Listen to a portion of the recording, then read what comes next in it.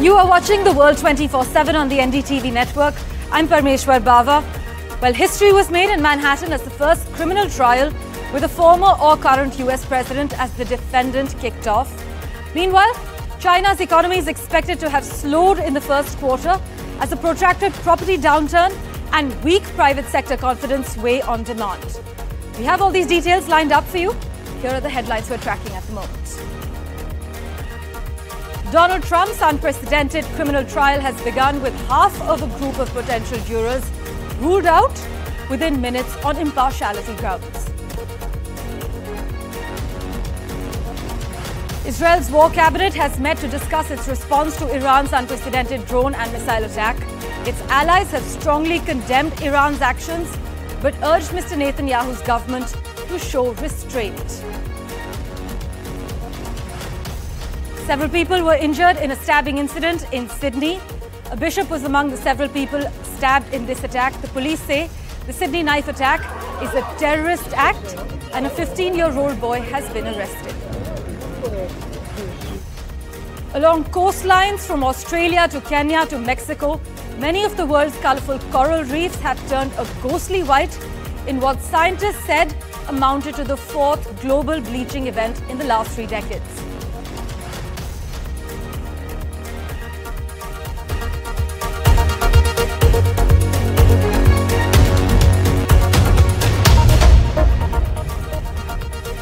Well, our big focus, the historic hush money trial of Donald Trump that got underway, with the arduous process of selecting a jury to hear the case, charging the former US president with falsifying business records in order to stifle stories about his sex life.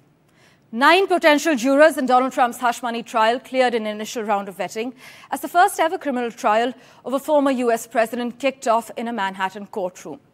The day actually ended without any jurors being seated. The selection process was scheduled to resume on Tuesday. However, the judge warned Trump that he would go to jail if he meddles with the proceedings. He informed Trump that trial proceedings would continue even in his absence. In fact, we have a ground report from William Denslow. Listen in. First day of Donald Trump's criminal hush money case is underway. This is a trial that revolves around allegations that Donald Trump paid hush money to a porn star in the lead up to the 2016 presidential election.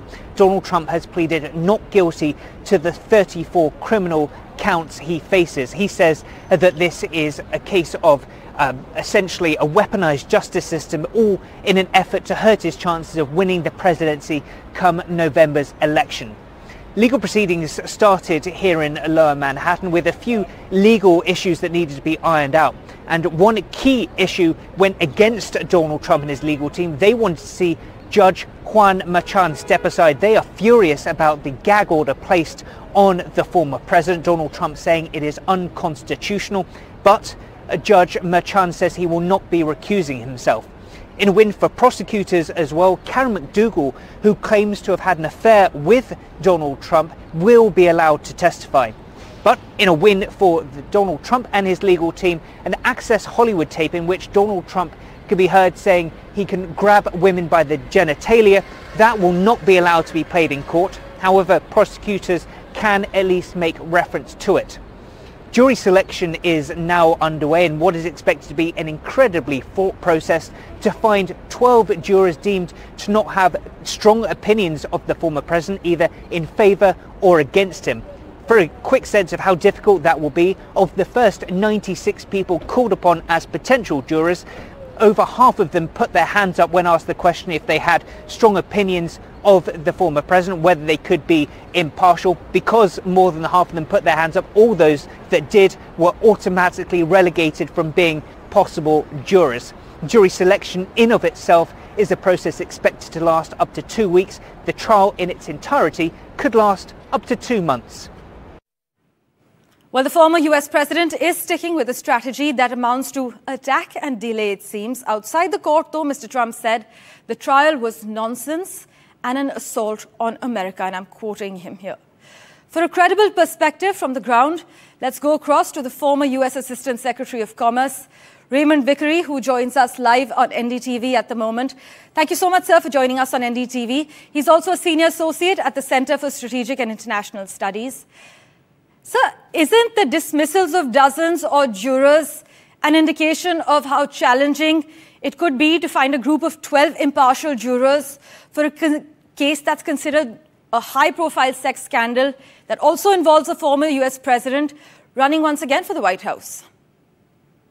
Well, thank you very much for having me. Yes, it does indicate the difficulty. This is a very important day for democracy. Great democracies like the United States and India pride themselves on the rule of law. And there are two basic principles here that are at stake and under strain. One is that no person is above the law. And the second is that the criminal law isn't used for political purposes.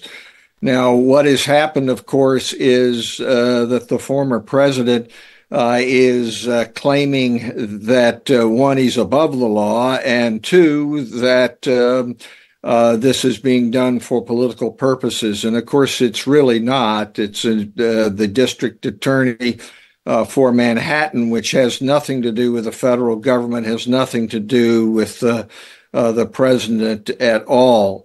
So it's going to be very difficult, particularly since so many people, I mean, there's nobody in the United States that doesn't know about Donald Trump, and very few that don't have an opinion about him.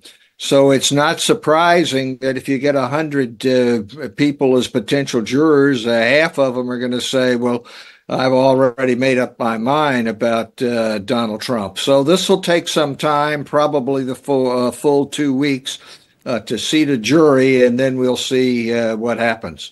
Right, Mr. Vickery, also another downstream effect of Trump's multiple indictments is that pollsters are now asking questions about Trump's legal troubles collectively rather than asking about each individual case.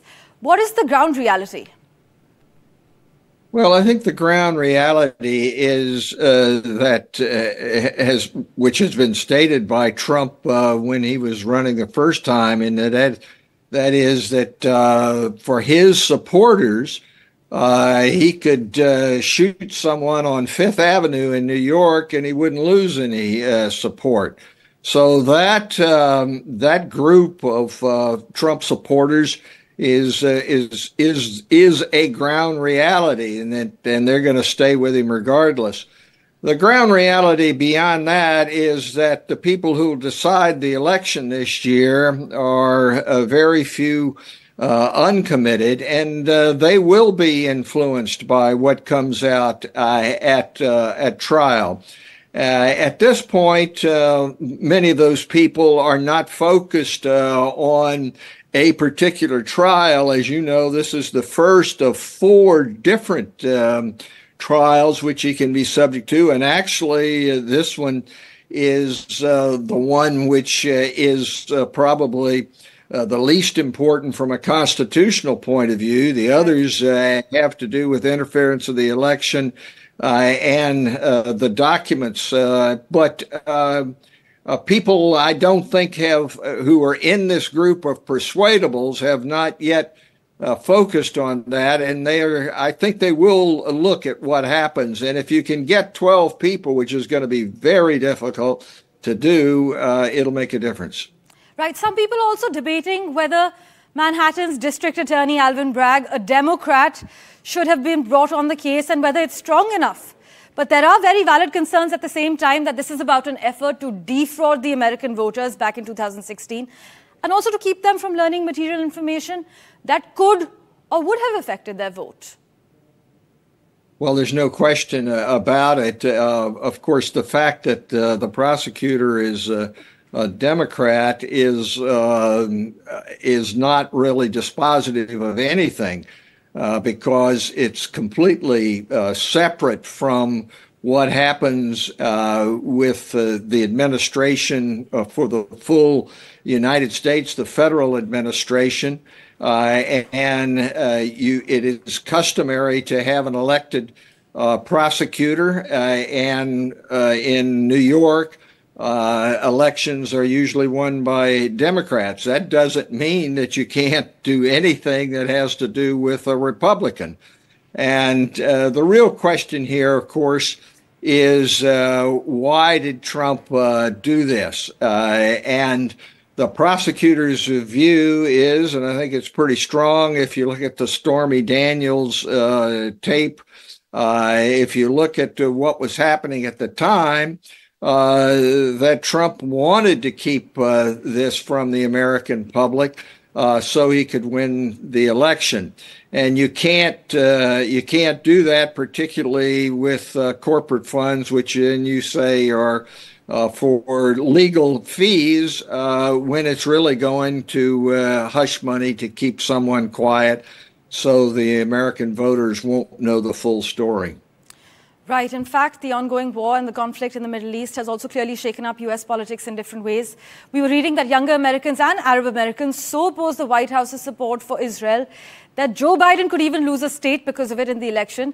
But for some heads of state in the Middle East, perhaps a transition away from Joe Biden may mean less interference and criticism from Washington. But we're waiting to see what that will mean for foreign policy, for domestic politics. Let's see how this election plays out. But as always, thank you so much, Mr. Raymond Vickery, for making time for us and joining us on NDTV. Well, sticking with the latest that's happening in the Middle East, Israel's war cabinet has met to discuss its response to Iran's unprecedented drone and missile attack. Israel did not make a public comment, I beg your pardon, whether a decision had been reached. Its allies, though, have strongly condemned Iran's actions, but urged Mr. Netanyahu's government to show restraint. Now, while Iran has signaled it considers the matter closed, the Israeli military chief of staff said the attack would not go unanswered. In fact, Israel's military chief has warned Iran that Iran could face the consequences for its actions following its weekend attack on Israel. We have some reactions coming in from Ground Zero. Listen in.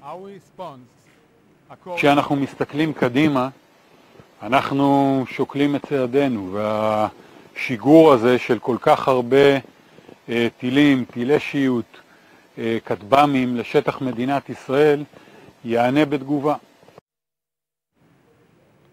Right. And in fact, the ambassador of Israel to India spoke to NDTV and said, and I quote, that they do not take or need to take responsibility for the Damascus attack, reiterating that Israel's government will decide the response to Iran's attack. Listen in. Thank you for joining NDTV, Ambassador. IRGC said the attack was aimed at a specific target. What was their so-called specific target, and have they really achieved that? I don't know what the targets were. We know that they shot 350 rockets, cruise missiles and UAVs carrying about 60 tons of explosives towards Israel. We were able to intercept 99% of the incoming projectiles, and very few missiles came in and hit Army base, Air Force base in the southern part of Israel, but the base was okay and continue functioning. Unfortunately, there was one girl, 7-year-old Muslim Bedouin from the Negev, from the south of Israel, who was severely wounded, and we are praying for her speedy recovery.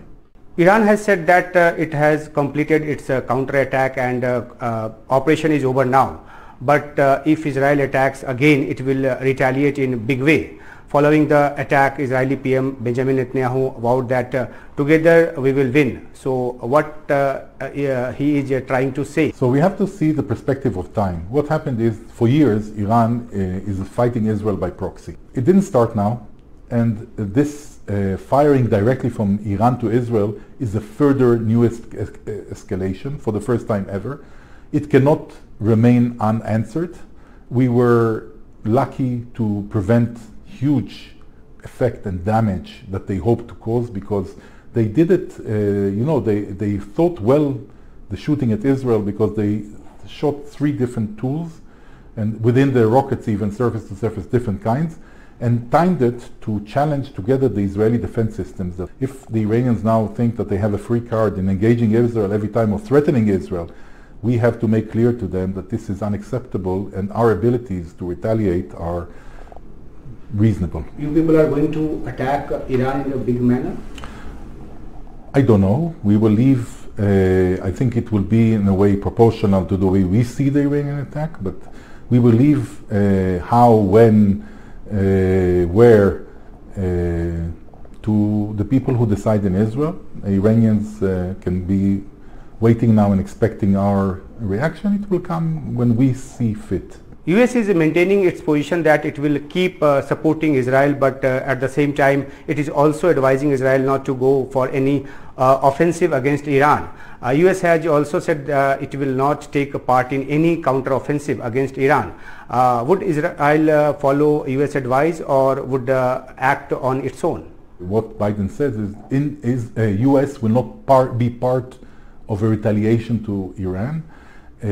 We respect the American partners, what they did now also with creating partnerships in order to help prevent the shooting, and their support to Israel is very valuable to us. The friendship of the US, I served twice in the US, is incredibly important for us. At the same time, you know, at the end of the day, the responsibility for the well-being of the Israeli population is on Israel and its government, and the government will do whatever they find fit in order to protect the population. What Iran has done, it claims that it has done in retaliation of Israeli attack on its consulate in Damascus, which killed IRGC former commander. Iran is also saying that Israel has violated international law by attacking consulate, but Israel has neither confirmed nor denied it involvement in Damascus attack, and why it so? When we speak about harming Iran is a leader, we don't have to assume responsibility for anything. I mean, ambiguity is sometimes good. If it's us or not us, it's for others to decide, to think. But I would ask also, why are 7 Revolutionary Guards officers in charge of making our region unstable, shipping weapons and training and financing terror organizations around the region are there in that place? That's a good question for people to ask themselves. Thank you, Ambassador, for joining NDTV. Thank you very much. Well, crucial to note that amidst rising tensions in the Middle East, Iranian President Ibrahim Raisi is set to visit Pakistan on the 22nd of this month to meet with Prime Minister Shehbaz Sharif, President Asif Ali Zardari and the military leadership. Now, Ibrahim Raisi's expected visit will take place just days after Iran launched more than 300 drones and missiles at Israel in retaliation to an alleged Israeli airstrike on its Damascus consulate in Syria that killed several people, including 2 senior commanders of Iran's elite Islamic Revolutionary Corps.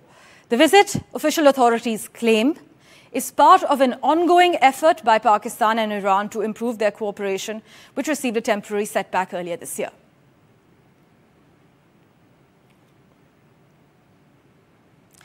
Let's turn our attention now to Australia, where the police has now said that the knife attack during a service at an Assyrian church in Sydney was a terrorist attack motivated by suspected religious extremism. At least 4 people, including the bishop, were wounded in the attack in the Western Sydney suburb of Wakeley. The assailant was a male teenager who was arrested at the scene and was held at the church for his own safety after an angry mob had gathered outside a huge crowd and demanded the attacker be brought out. We have some official reactions coming in from Sydney. Listen in. The young person has sustained injuries to his hand as a result of his actions.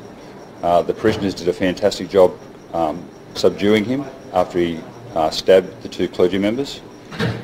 Police are obviously making sure that young person is safe, and obviously with the reaction of the parishioners and obviously the local community, there was concerns for his safety, hence the decision was made to detain him in our church until later in the night.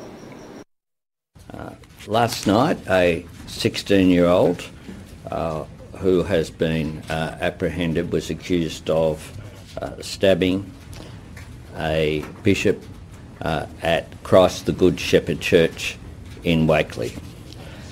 This is a disturbing incident. There is no place for violence in our community. There is no place for violent extremism. We are a peace-loving nation. This is a time to unite, not divide as a community and as a country. Last night, the New South Wales Police overnight declared this a terror incident and have stood up Strike Force Katrina. As a result of that declaration, a joint counter-terrorism task force has been established, which includes the AFP and ASIO.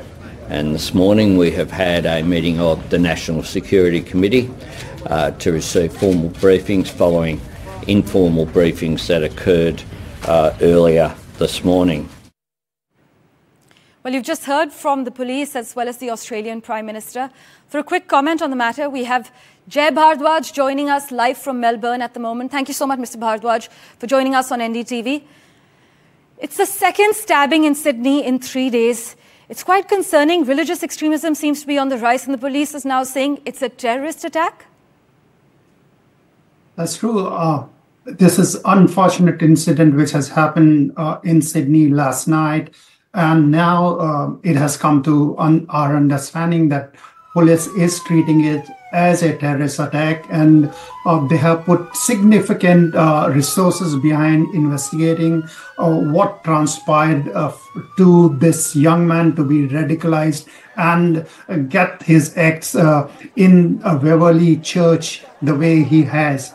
As we have given to understand from security agencies that a task force named Katrina has been established late evening yesterday, and they are coordinating with ASIO and AFP so that its link to overseas players could also be investigated.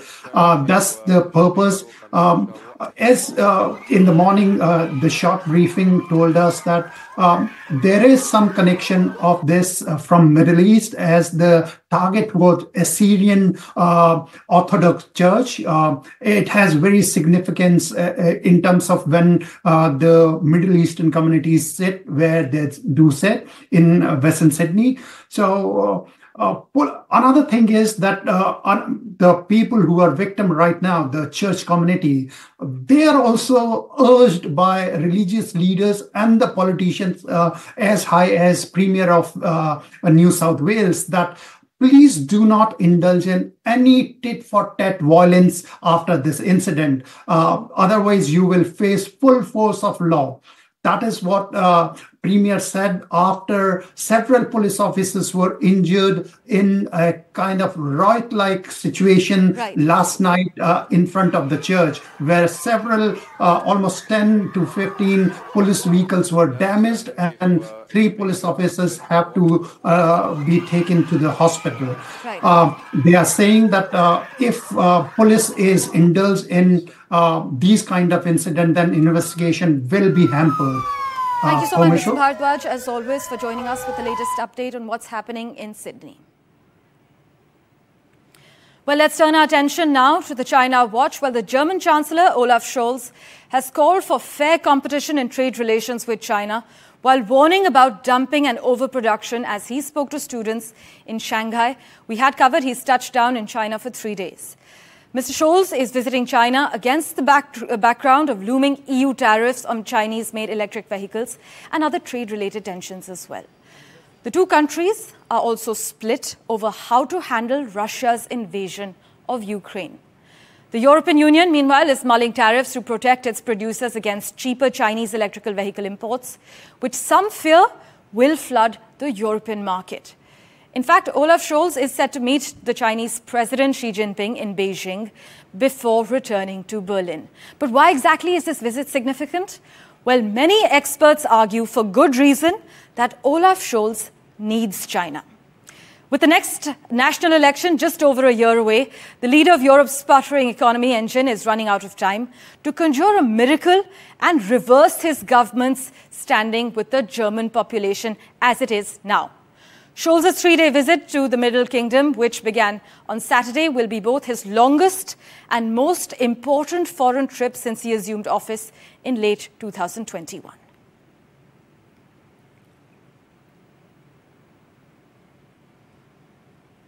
Meanwhile, ocean heat is driving the global coral bleaching event, and it could be the worst on record. We bring you the details after this very short break.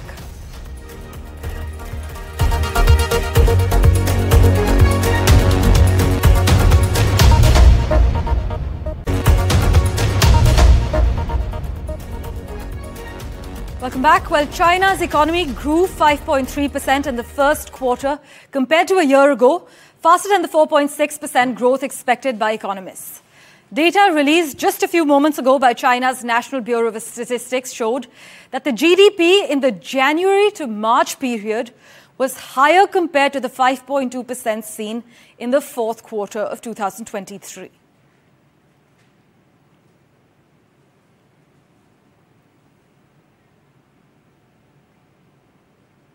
Well, in other news, coral reefs around the world are turning white and dying. Scientists from the National Oceanic and Atmospheric Administration declared the world is currently experiencing its fourth global bleaching event on record. Now, this is bleak for pretty much everyone on the planet. Coral reefs operate like seawalls. They actually help minimize flooding during hurricanes. They provide homes to roughly a quarter of all marine species, including the fish people eat at one point or another. And they are an engine of the tourism economy in many places, such as Florida Keys, Mexico, as well as Australia.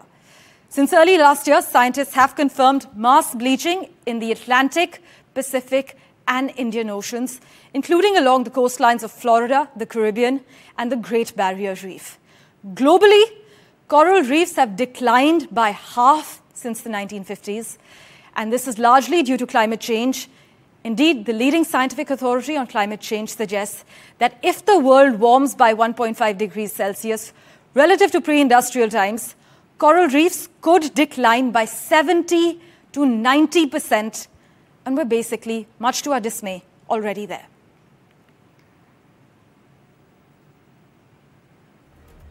Well, thank you for investing your time and watching this episode of The World 24/7 on the NDTV network.